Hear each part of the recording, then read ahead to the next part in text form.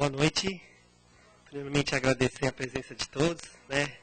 É sempre importante a gente ver, né, essas nossas palestras, que é feita diretamente para a gente mesmo.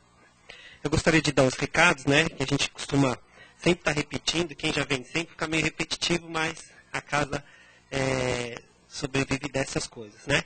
A gente tem um trabalho de ajuda a famílias que é feito aqui na casa. São 32 famílias que recebem cestas básicas. E as cestas são confeccionadas por nós mesmos, né? Temos aí uma equipe. Cada equipe vem mensalmente, monta e distribui para essas famílias. É feito também uma visita para essas famílias. Meia. São 30. Então são 66 no total, né? Então a gente faz 32 cestas a cada mês, né? E a gente conta também com a ajuda de vocês, né? Nós temos aqui que vocês podem estar trazendo, né, doando alimento e vai reverter para essa cesta. A gente tem uma nossa cestinha que a gente recebe os alimentos, tá bom? Nós temos também o plantão de atendimento, né? Sempre tem alguém, se quiser conversar com o dirigente, quiser conversar com o atendente aqui da casa, a gente chega meia horinha antes das palestras, né? Se eu não me engano, hoje é a Denise que está aí, né? A Sandra, tá. Então tá. Então chega meia hora antes, é só passar pelo plantão, tá? Então sempre meia hora antes das palestras. A sexta-feira, a gente tem um grupo de apoio a dependentes químicos e seus familiares, né? Tem psicólogos, tem um pessoal que trabalha de sexta-feira voltado para as famílias e para os dependentes químicos. É um trabalho que a gente tem visto, tem dado bastante resultado, né? Temos garotos que já estão acompanhando, fazendo parte aqui dos trabalhos, né? E tem dado um resultado muito legal, assim. É muito interessante. Eu vim algumas vezes e a gente acaba aprendendo sempre um pouquinho, né? Porque parece não, é uma luta muito dura hoje que tem, né? Tanto lá no mundo espiritual, como aqui também. Então, diz que lá no mundo espiritual tem chegado jovens assim, que é uma judiação, né? Então, esse trabalho que é feito, quem sabe consegue resgatar essa turminha aí das drogas. E a gente que tem filhos, né? Não sei se todo mundo tem, a gente fica muito preocupado. Então, um trabalho, se vocês puderem divulgar, é às sextas-feiras, às 19h30. Né? E uma coisa assim que a casa está pedindo para a gente falar para vocês é uma viagem que vai ter Araxá e Sacramento, agora dia 2, 3 e 4 de novembro. Né? Quem quiser participar, é só falar com a Sandra aqui, que ela que cuida dessa parte. É uma viagem de 3 dias de ônibus, vamos visitar essas cidades, é uma cidade muito legal, assim, né? Teve pilares do kardecismo, do espiritismo, que está nesse meio de Araxá e Sacramento. Aí são espíritos realmente, né, que eu não conheço ainda, quem vai diz que é uma energia muito especial naqueles lugares, que acho que vale a pena a gente estar indo. E temos também, aos sábados, a gente faz a distribuição de lanches na rua.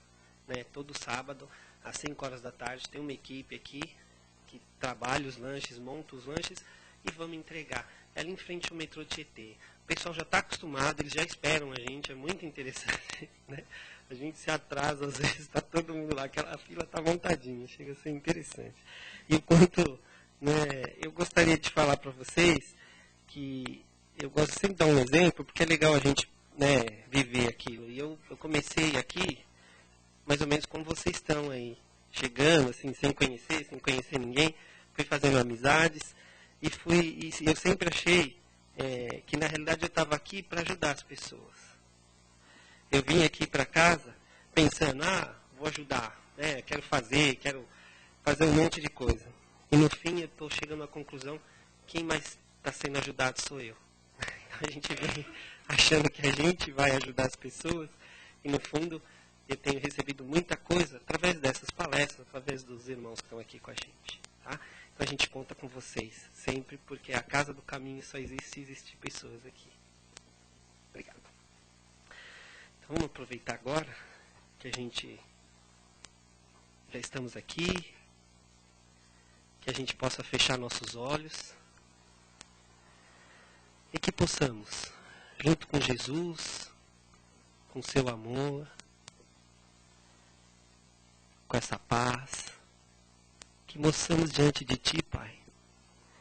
Pedir com humildade, com devoção, que possamos encontrar nessas palavras que essa irmã vai proferir essa noite, algo que necessite, que cale fundo em nossos corações, que possamos, Jesus, encontrar o seu caminho, o caminho da paz, o caminho do amor, que possamos, enfim, Pai, entender o significado dessa nossa existência, que possamos aprender a servir antes de ser servido, Senhor. Que possamos, enfim, Pai, nesse dia, receber o que necessitamos, que esses irmãos espirituais possam nos ajudar também, e que possamos sair daqui melhor do que chegamos. E durante essa semana espalhar, Pai, tudo o que aqui recebemos.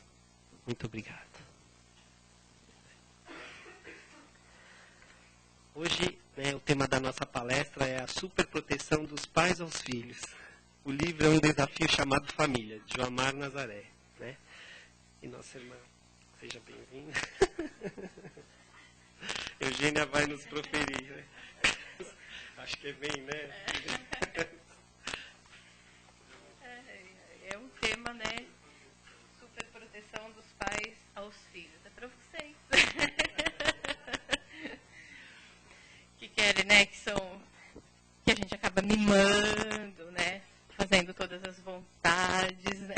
No final dos contos. Quando eles são pequenininhos, eles parecem todos desprotegidos, e aí eles vão crescendo, e a gente vai muitas vezes cometendo o erro, né?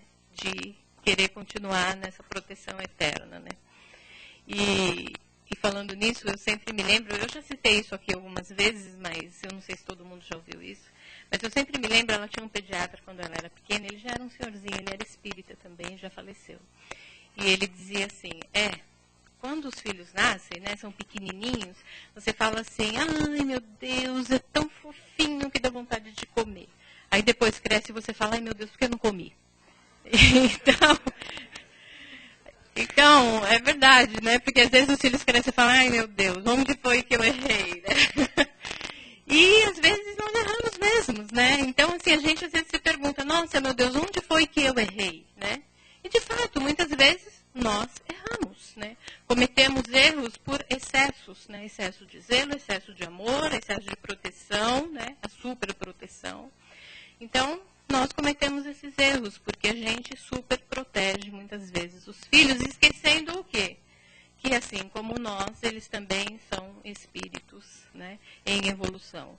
Que assim como nós, eles também são espíritos que estão aqui para o aprendizado, né? E a gente às vezes não quer que eles passem por esse aprendizado que eles têm que passar, né? Porque é muito difícil, né? Às vezes nós vermos um filho sofrendo. Quem quer ver um filho sofrendo? Quem quer ver um filho passando por necessidades, né? Então, a gente faz tudo o que puder, né, para evitar que o filho sofra. Para evitar que o filho não enfrente dificuldades, né? Existem, às vezes, muitos pais que chegam assim, ao extremo nisso, né? De evitar, de fazer de tudo para que o filho não sofra, né? Principalmente, a gente vê às vezes casos até de filhos que já são casados, né? E os pais, se acontece uma separação, por exemplo, aí os pais, nossa, ai, meu filho vai sofrer, e agora eu tenho que fazer alguma coisa para que eles não se separem, né? Porque ele vai sofrer com isso. Ou se tem um namorado, né? Namorado, então isso é difícil, né? Tem menina, eu também. Então aí se tem um namorado, aí o namorado deixa, a menina entra naquela depressão, e você, ai, se eu pudesse fazer alguma coisa para que ela não sofresse. Mas é aprendizado, né? Só que a gente acaba se esquecendo que nós também já passamos por isso. Né? Nós também tivemos o nosso aprendizado. E às vezes nós queremos que eles não passem pelo mesmo processo de aprendizado que nós passamos. Né? É lógico que não vamos ser também, né, como nós vemos às vezes muitos pais assim, não, se eu cresci assim, o meu filho também tem que crescer assim. Se eu, sabe, sofri quando era pequeno, então ele também tem que sofrer, porque isso modelou o meu caráter. Não necessariamente, porque cada um é um. Cada espírito é diferente um do outro, né? Então, quem tem mais de um filho, sabe dizer isso exatamente. Porque se você tem 2, 3 filhos, você vai perceber como eles são diferentes.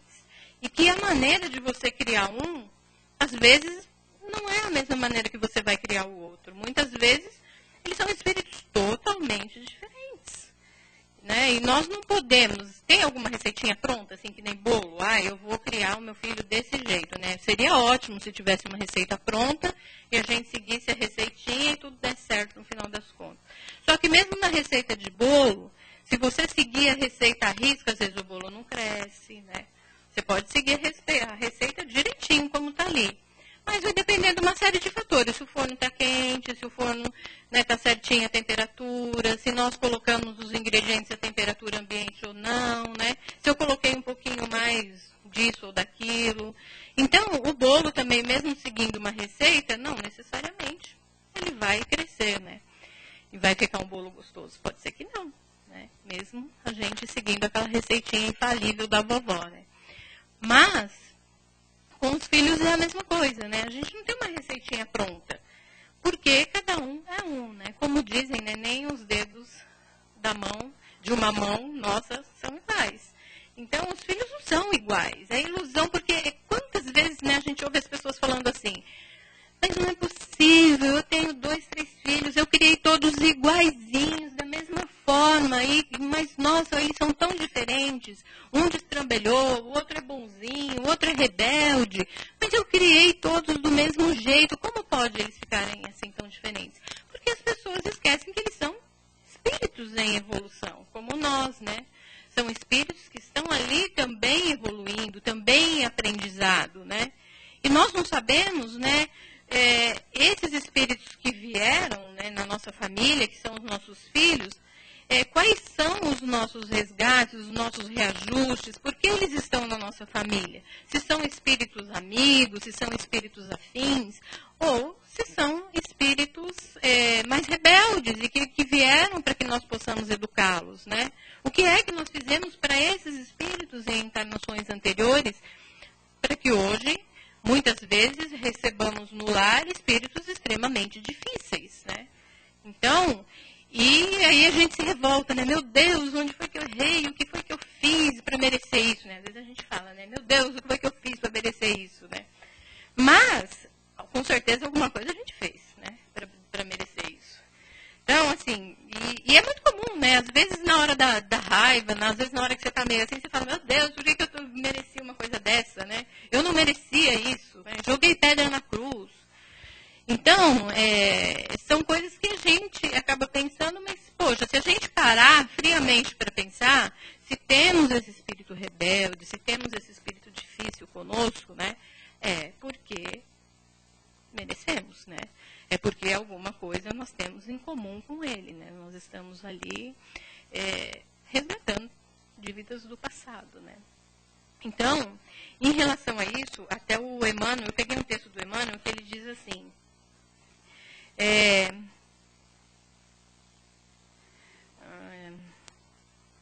sem dúvida, no caso do filho, ele está falando, não é um estrangeiro em tua casa, nem um desconhecido ao teu afeto.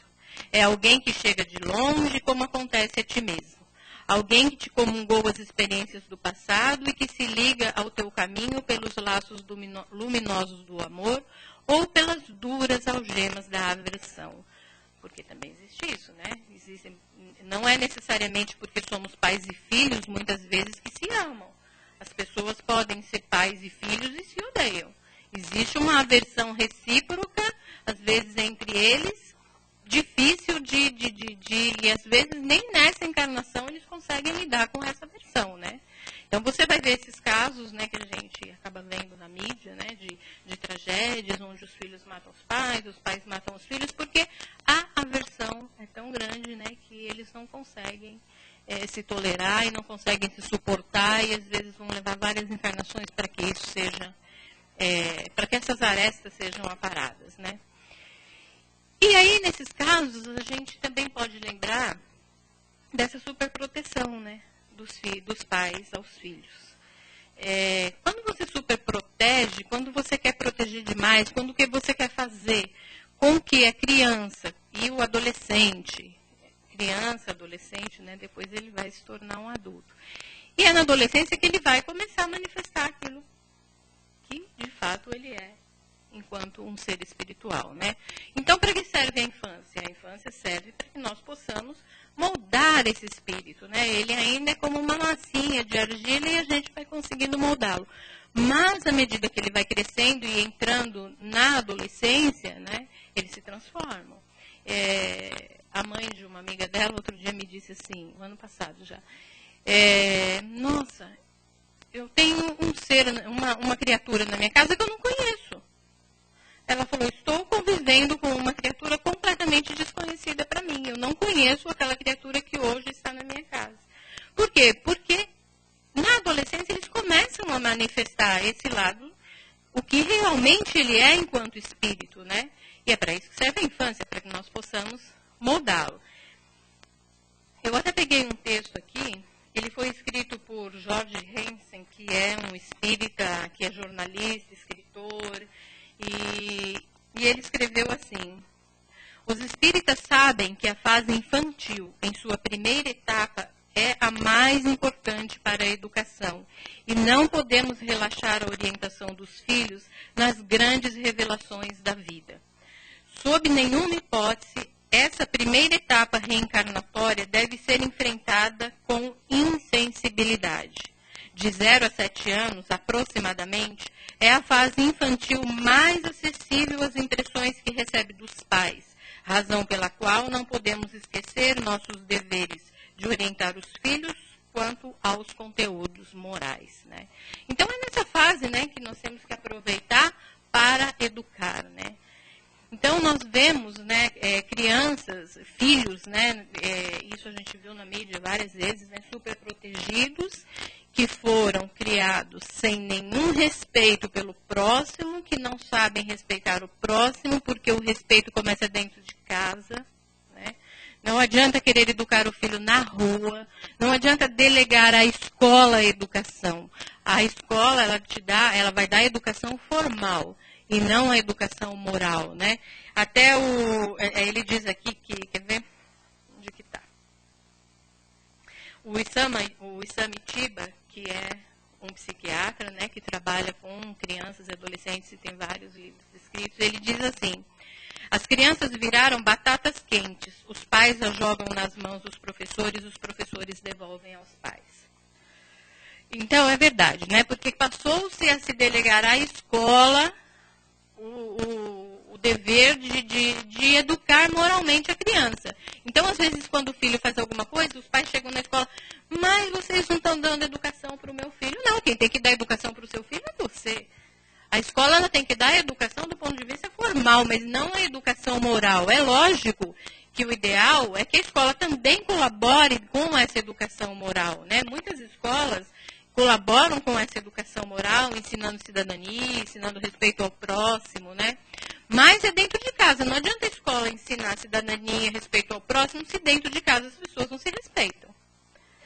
Se dentro de casa as pessoas se agridem, se dentro de casa ele não recebe amor, ele não recebe carinho, né? Como que ele vai introjetar? Como ele vai colocar isso dentro dele? Como ele vai assimilar que aquilo que ele está vendo na escola é uma coisa importante? Né? Ele vai, porque tudo começa no lar.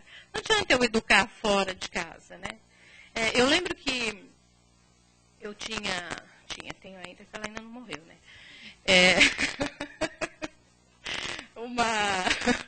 Uma prima, e na época ela tinha um filhinho que ela tinha adotado, uma criança, e ele era terrível, terrível, terrível, terrível. Quando ela falava que vinha na minha casa, eu já tratava de tirar de tudo de cima das coisas, porque eu sabia que ele ia quebrar metade. Então, tudo que tivesse alcance da mão dele, eu já tirava, porque eu sabia como é que ia ser. E ela só ficava assim, para filho, e aquilo vai me dando um nervoso, esse para filho, sabe? E você não toma uma iniciativa, porque uma criança de 4, 5 anos, você vai falar para filho, ele vai falar, sabe? E o que acontecia? Aí ele ia na minha casa, ele queria fazer a mesma coisa que ele fazia na casa dele, porque na casa dele ele podia pegar tudo, mexer tudo, jogar tudo no chão, quebrar tudo, entendeu? Uma criança de 5 anos não tem o discernimento para saber que eu estou na casa de uma outra pessoa e não posso fazer a mesma coisa, né? Quando você está na sua casa, então essa educação começa em casa.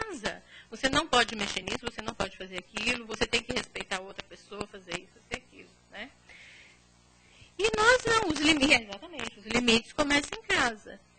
Quanto a isso, até um dia também eu fui numa médica e tinha era uma médica, era homeopata.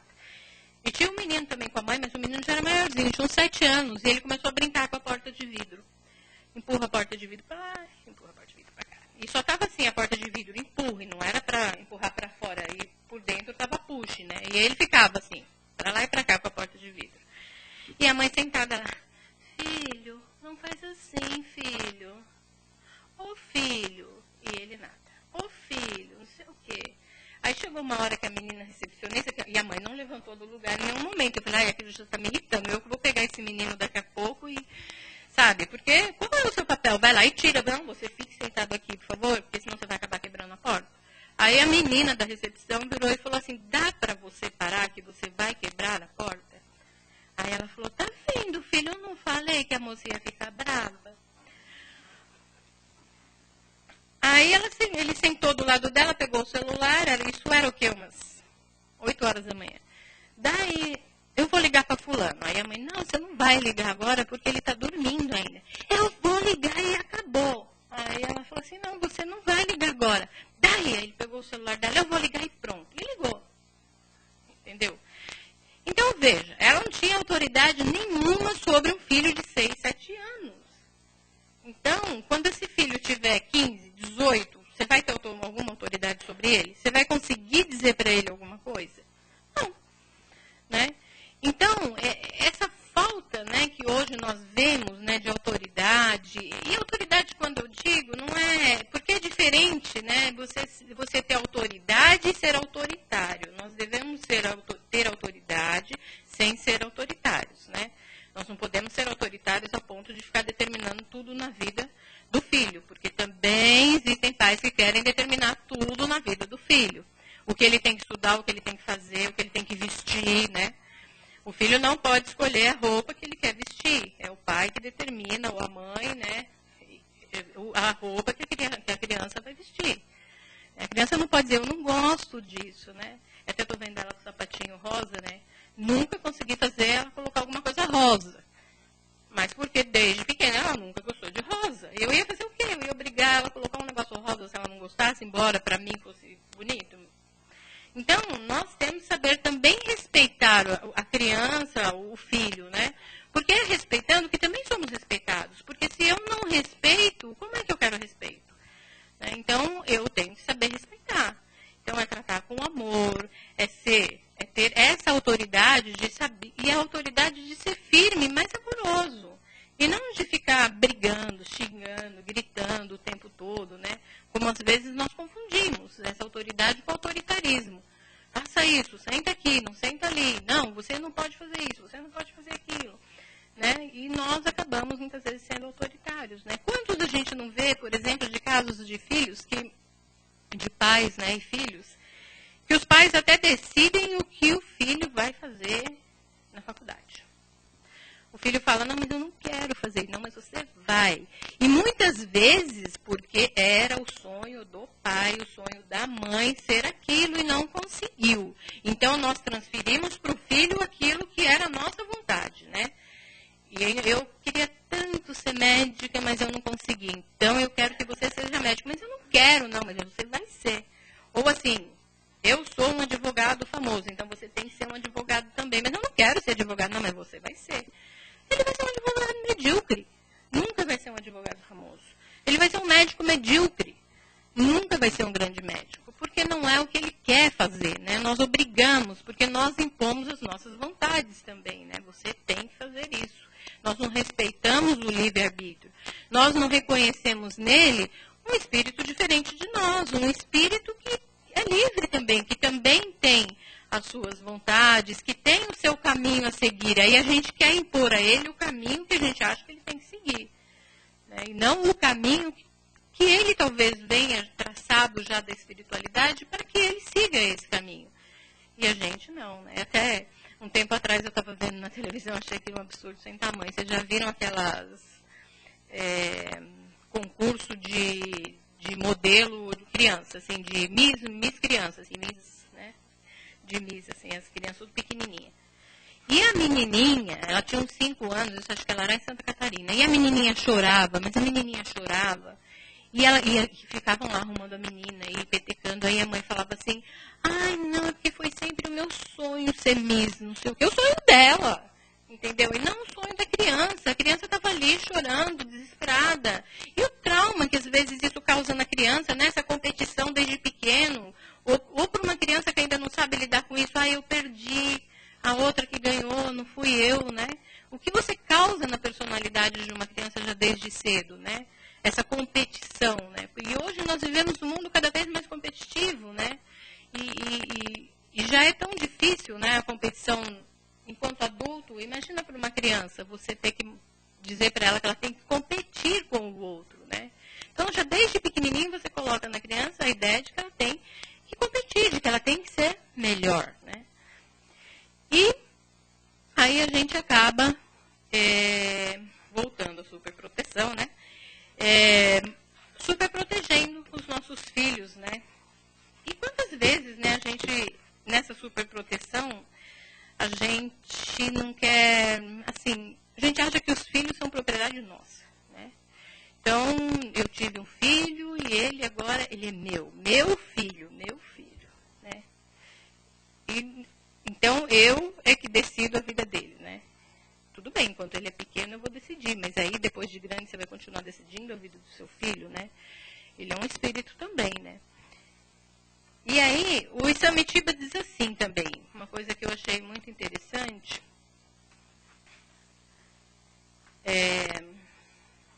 cadê? Onde que está aqui? Peraí, só um minuto.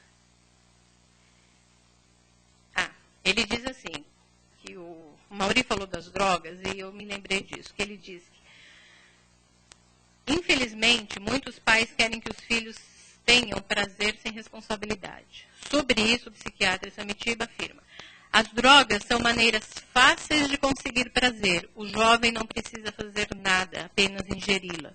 Os filhos estão sendo educados para que usem drogas. Por quê? Porque hoje nós vivemos num mundo de busca de prazer. Então, educa-se os filhos para uma busca de prazer. Nós não deixamos que ele sofra, nós não deixamos que ele passe por nenhum sofrimento, por nenhuma dificuldade, né? E essa busca de prazer que existe hoje, né? Que eu tenho que estar sempre feliz. Então, e é como ele diz, né? As drogas é um caminho fácil para a busca de prazer, né? Porque não precisa fazer nada, é só ingerir a droga, ela te dá um prazer momentâneo, sim. O que eles não sabem é isso, é que é um prazer momentâneo. E que esse prazer logo vai se transformar num desprazer, né? Mas ainda acaba sendo um prazer momentâneo para ele. E aí, cada vez mais, né, a gente vai vendo jovens, né, cada vez mais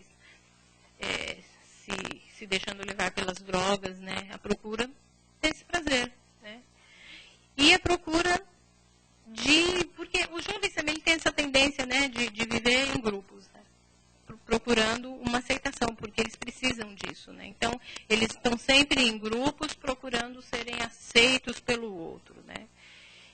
Mas essa aceitação também tem que começar em casa, né? Os pais têm que aceitarem os filhos, né, também, do jeito que eles são, tentar entender, tentar compreender e tentar, na medida do possível, dentro daquilo que lhe cabe, mostrar para ele a realidade do mundo lá fora. É lógico que se, depois de esgotar todos os nossos recursos, né, esse filho, ainda depois de grande, não adiantou tudo que você ensinou, o mundo vai ensinar, infelizmente vai.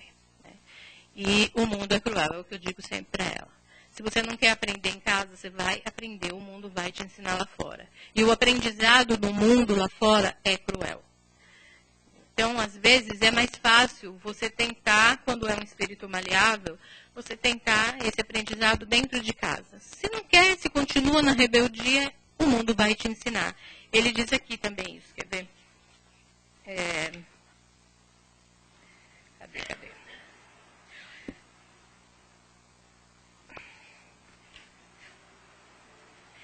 Os filhos rebeldes são filhos de nossas próprias obras em vidas anteriores. Que a bondade de Deus agora encontra a possibilidade de nos unir pelos laços da consanguinidade, dando-nos a estupenda chance de resgate, reparação e os serviços árduos da educação.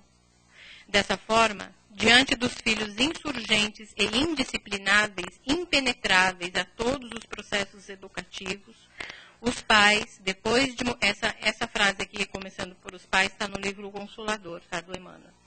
Os pais, depois de movimentar todos os processos de amor e de energia no trabalho de orientação deles, é justo que esperem a manifestação da providência divina para o esclarecimento dos filhos incorrigíveis, compreendendo que essa manifestação deve chegar através de dores e de provas acerbas, e de modo a semear-lhes com êxito o campo da compreensão e do sentimento. Os pais, após esgotar todos os recursos a bem dos filhos e depois da prática sincera de todos os processos amorosos e enérgicos pela sua formação espiritual, sem êxito algum, devem entregá-los a Deus, de modo que sejam naturalmente trabalhados pelos processos tristes e violentos da educação do mundo. Então é isso, eu acho que às vezes a gente, né, fica pensando, meu Deus, né, o que vai ser dessa criatura se ela não aprender, se eu não conseguir, né? Ela vai sofrer tanto depois se você não conseguir esse aprendizado, porque a gente aprendeu pela dor ou pelo amor, né? Então, quando a gente não quer aprender mesmo pelo amor, e a gente está ali, tem os pais carinhosos, nasceu numa família estruturada, e mesmo assim você não quer, esse espírito é extremamente rebelde, não quer aprender, infelizmente ele vai aprender pela dor. E para os pais é tão difícil, né? Você vê os filhos, às vezes, nossa, né? Eu sei que meu filho vai sofrer, eu sei que ele vai passar por isso, por aquilo, mas eu fiz o que eu pude, eu não tenho mais como impedir, né? Porque aí já é com ele, né? Então, e a gente, se as coisas na vida seguirem, né, o caminho natural, os pais, né, vão desencarnar antes dos filhos, né? E eles, por sua vez, vão ter que aprender finalmente, né, sozinhos, já que não quiseram ajuda, já que não quiseram aceitar, né, o aprendizado, vão ter que aprender sozinhos, né. E aí, voltando a essa superproteção, eu estava me lembrando aqui, né, que quando a gente vê essas coisas que a gente acaba vendo na mídia, né, como nós vemos o caso daquele menino, né, filho de juiz que colocou fogo no índio, né, e outros tantos, né, de filhos de pessoas, né, de classe média alta, né, e a menina que matou os pais, e outras tantas coisas que a gente vê, né. O que a gente vê, né, nisso? Nesse caso do menino, por exemplo, aquele outro também no Rio de Janeiro, que eles bateram na moça que era uma empregada no meio da rua porque ela era negra, né. Então, assim, você vê que dentro de casa, porque os próprios pais ainda defenderam a atitude dos filhos, né? Como você vai ensinar alguém se você defende uma atitude dessa, de um filho adulto? Né? Como você espera? Isso começou dentro do lar. Porque você não teve dentro do seu lar alguém que te desse os limites necessários, alguém que te dissesse, não, isso não pode, aquilo não pode. Sabe, se você fez isso, então você vai responder pelo seu ato. Né? No caso desse menino que colocou fogo no índio, o pai ainda defendeu, ainda fez de tudo para tirar o filho, sabe, da prisão. Então, quer dizer, você colabora com o comportamento, né, errado. Né? E que filhos, então, estamos criando se ele pratica uma maldade? Se ele é criança, se ele vai lá e bate no amiguinho, se ele pega um animal e judia do animal e mata um bichinho, e aí você vai lá, não, né, filho, não, também tem pais que são assim, né, porque aí o filho briga na escola, mas a culpa nunca é do filho, a culpa é do amiguinho. É o amiguinho que provocou, é o amiguinho que fez isso. Não, vamos procurar entender o que está acontecendo. Se o meu filho tem esse comportamento várias vezes, alguma coisa está errada. Né? E eu não posso sempre estar protegendo ele, sempre dizendo para ele, olha, não, o amigo dele é que é errado. Né? Ou, como a gente também vê hoje, um problema sério hoje na sociedade, né, que é em função dessa superproteção, é a falta de respeito com os professores. Eles não têm mais respeito nas escolas, né? Então, assim, antigamente o professor dizia alguma coisa, mesmo que tivesse errada, é o que eu sempre digo para ela, não discute com o professor. Se ele tiver errado, você tem outros meios. Mas não fica batendo boca com o professor na sala de aula. Porque existem pais que não, que vão na escola tirar satisfação. Por que você brigou com o meu filho? Por que você gritou com o meu filho? Entendeu? Então, se a situação for uma situação, vamos lá, vamos conversar, né? Vamos saber o que está acontecendo.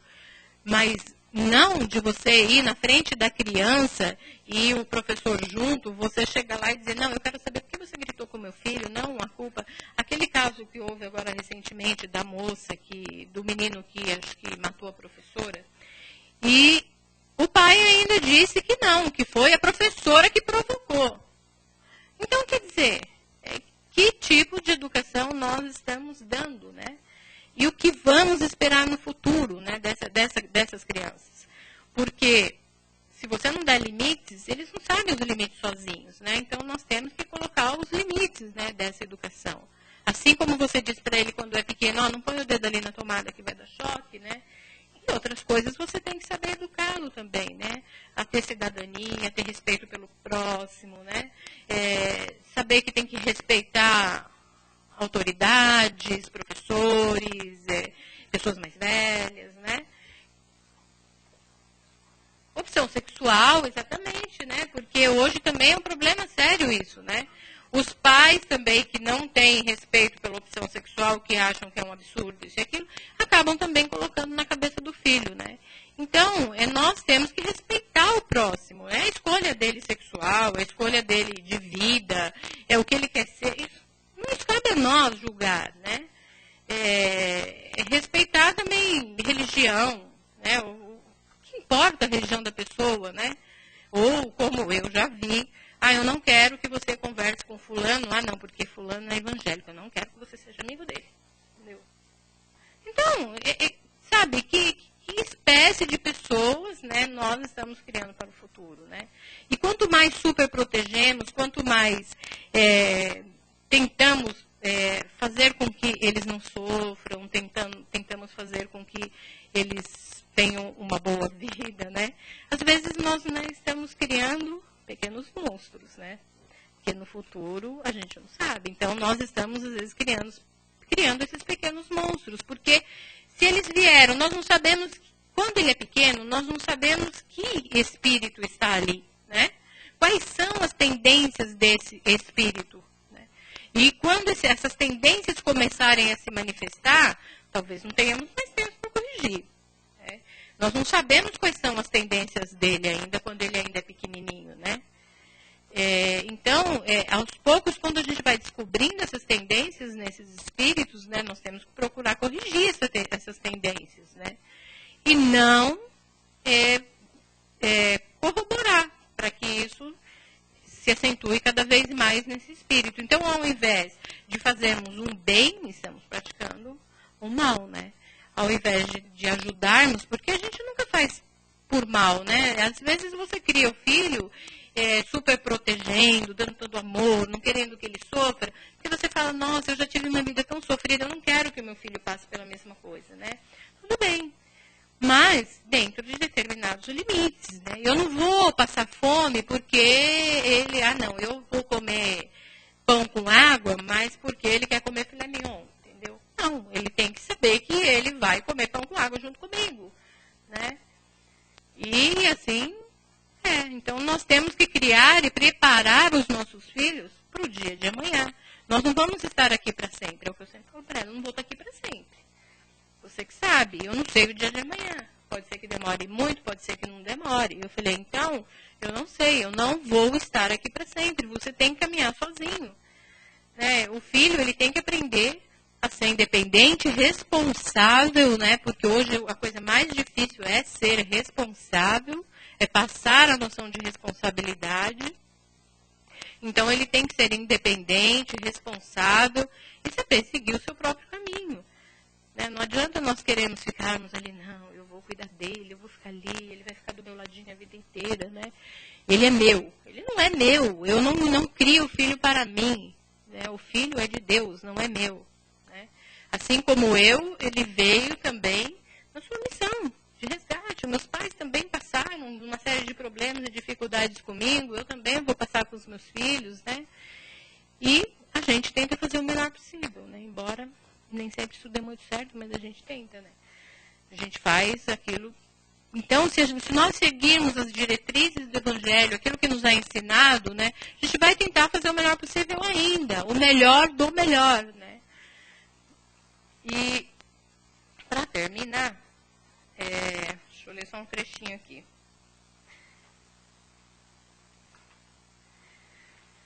O Emmanuel diz assim: recebe-o assim com doçura e reconhecimento, mas não ouvides o dever de armá-lo com elevação espiritual necessária ao combate que amanhã lhe cabe ferir.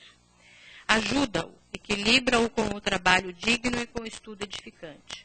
Ama-o e educa-o, oferecendo-lhe o melhor de tua alma, porque, cumpridas as tuas obrigações no lar, ainda mesmo que teu filho não te possa compreender a nobreza do sacrifício e a excelsitude da abnegação, receberás do Eterno Senhor, nosso Pai Celestial, a bênção da alegria e da paz, de vez que diante dele todos somos filhos e tutelados também. Então, nós todos somos filhos de Deus, né? Então, o filho não é meu, o filho é de Deus. Ele me foi dado, foi colocado na minha vida durante um tempo, para que eu possa ampará-lo, ajudá-lo, como ele diz aqui. Sem dúvida, não é um estrangeiro em tua casa, nem um desconhecido ao teu afeto. Então, ele não é um estrangeiro, né? Então, a gente também tem essa ilusão, muitas vezes, de que o filho, né, é uma alma, uma folhinha em branco que está nascendo agora, né? E que é tudo bonitinho, tudo certinho. Mas ele não é uma folha em branco, ele já traz consigo, né, as suas experiências do passado. Experiências estas que vão aparecer ao longo do tempo. Então, ele já traz consigo todo o seu conhecimento, todas as suas experiências do passado, tudo aquilo que vai moldar a sua personalidade quando ele for maior. Então, ele não é uma folhinha em branco. E aos poucos, é por isso que às vezes a gente se choca, né, quando eles crescem. Nossa, meu Deus, o que é isso, né? Essa pessoa eu não conheço, eu não sei quem é. Por que ele mudou tanto assim, né?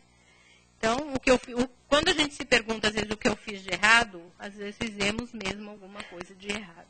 Erramos na hora de superproteger, erramos na hora de dar amor demais, carinho demais, proteção demais, né? Erramos achando que a gente vai poder colocá-lo dentro de uma redoma para que nada aconteça a ele. Nós não podemos. Ele tem que seguir o seu caminho, né? Quando nós entendemos que eles são espíritos, né? O Hermínio diz no livro, nossos filhos são espíritos, né? Então, quando nós compreendemos que nossos filhos são espíritos, não são nossos, são espíritos que estão no nosso caminho para que possamos ajudá-los ou eles nos ajudarem, né? Então, a gente consegue lidar melhor com isso, né? Que eles não são nossos, não são uma folhinha que nasceu em branco agora, bonitinho, né? E que as impressões vão ser colocadas aos poucos. Vão ser colocadas sim. Na adolescência, na infância, a gente tem a oportunidade de moldar essa criaturinha, né? Mas aí depois é com Deus. Eu vou colocar agora um tema que tem a ver com o tema de hoje. É um áudio. É o 15, né?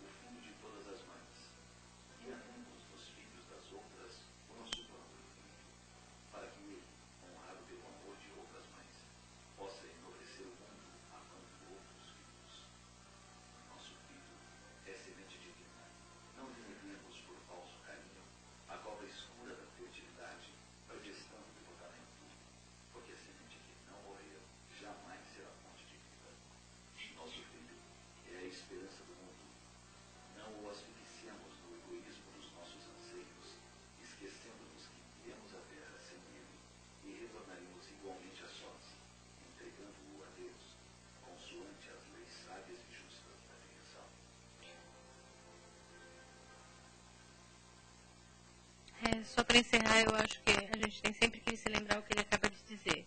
Vamos sempre se lembrar que a gente veio para cá sem os filhos e vamos voltar sem eles. Não dá para ficar grudado e levar junto.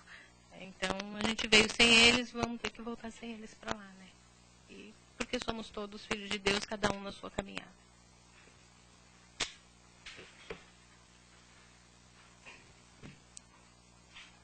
Obrigado, Eugênia, pelas palavras, né? A gente que é pai, é mãe, né? E eu acho que o principal é que aqui, eu acho que a Eugênia pensa assim também, não é criticar, né? Porque somos pais, somos mães e sabemos o quanto é difícil, né? E é difícil também saber muito o que é muito certo e o que é muito errado. Só dizem que o importante é a gente ter equilíbrio nas ações. Eu gosto de dar um exemplo, eu tive um amigo, ele acabou até se suicidando. Eu ia na casa dele com ele, o pai e a mãe dele esquentavam a colher para a gente comer. Ele não comia com colher fria. Né? Interessante isso. Eu não tive pai, não tive mãe. Minha realidade foi toda outra. Né? E ele tinha tudo. Então ele esquentava, estava frio. Ela falava, não, deixa eu esquentar para você a colher. Ela esquentava o pijama para o filho e dormir, porque estava frio. Então, não estamos criticando, porque eu acho que não é crítica. Só Deus sabe o que ela está vivendo, só Deus sabe que meu amigo está vivendo onde ele estiver. Né? Mas eu só quero dizer que não é tanto amor, não é só amor. Né? Talvez, e também porque existem outras coisas, é a gente buscar o equilíbrio. Né? E não é uma crítica, né, Eugênia? Porque a gente a gente não tem como saber quem é certo, quem é errado, a gente só vê os frutos. Né? Bom, temos que passar para as perguntas agora. É a parte de vocês, quem quiser fazer alguma pergunta para a Eugênia. Eugênia, acho que, né, aquilo ali falou tudo, né? Além da tua palestra, ele não falou tem uma muito coisa então, que eu estava me lembrando aqui agora, que a gente também tem que tomar muito cuidado, né, com críticas, né, quando a gente critica os filhos, né, porque às vezes a gente faz críticas e críticas desnecessárias, né, então a gente tem que procurar também tentar entender, conversar e não só ficar criticando o tempo inteiro, né. Eu vi até um caso há um tempo atrás também, assim, o menino tentou conversar com o pai sobre alguma coisa, o pai só criticando, e o menino cada vez mais infeliz com as críticas do pai, e ele tentando dizer, que tinha tirado nota baixa, mas ele ficou com medo do pai, da reação do pai, e ele acabou se matando. Então, nós temos que procurar ser amigos, né, antes de mais nada, dos filhos, né, dessas criaturas que nos foram postas no nosso caminho, né, na nossa vida. Então, a gente também tem que lembrar que eles precisam de apoio, né, de amizade. Então, nós temos que ser amigos, tentar conversar. Se ele está passando por problemas, por dificuldades, vamos tentar entender o que está acontecendo, né? Não nos cabe ficar criticando o tempo inteiro a atitude, né? Porque às vezes a gente se perde no mar de críticas, né? E só critica, e não tenta ver o que está acontecendo, né? Às vezes ele está passando por problemas e a gente tem que tentar entender, né? Acho que é isso, né? A gente vai encerrar essa parte, então. Queria agradecer. Tá bom, gente. Obrigada. Boa muito noite. Obrigado mesmo. Deus, boa semana. E vamos lá.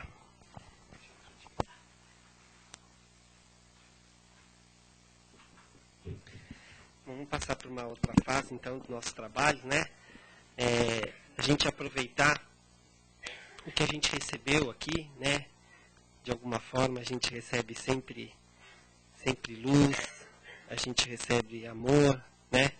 Os irmãos espirituais que estão aqui presentes nos trazem sempre energia.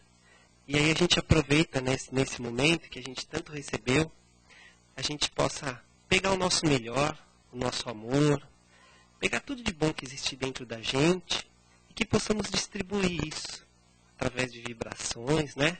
Que possamos vibrar para esses irmãos que se encontram nos hospitais, que se encontram necessitando de um minuto de paz, que tem muita dor, com doenças assim, que só Jesus sabe por que eles estão vivenciando isso. Sabemos também, Pai, da necessidade dessas dores.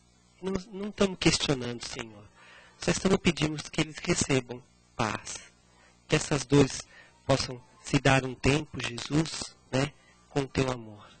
Possamos ainda vibrar, para esses velhinhos que se encontram às vezes abandonados nesses lares, né? Que seus entes queridos, infelizmente, os deixam sem a devida companhia, a pai, a mãe, a filhos também que se encontram nesses lugares, Jesus, que eles possam receber tua paz, Pai. Vamos lembrar ainda para esses irmãos que se encontram na rua, que não têm um lar, que não têm uma casa, Jesus, que eles possam voltar, que eles possam receber teu amor também, Pai. Vibramos ainda para esses filhos que estão sem as mães nas ruas, abandonados, né? Desde pequenos, que infelizmente acabam indo para as drogas, acabam indo para situações, Pai, que não necessitam. Mas entendemos também, Senhor, a necessidade deles estarem passando por isso. Só pedimos que eles recebam luz, que recebam amor, que recebam compaixão de Ti, Pai. Vamos lidar ainda aos nossos lares, aos nossos trabalhos, às pessoas que tanto amamos, aos nossos pais, aos nossos avós, aos nossos filhos. Que eles possam receber de Ti também, Senhor, muito amor, muita paz. Que Jesus nos abençoe, que assim seja. Vamos aguardar um pouquinho, tá? Para a gente passar para outra parte do trabalho, que é os passos, tá? Muito obrigado.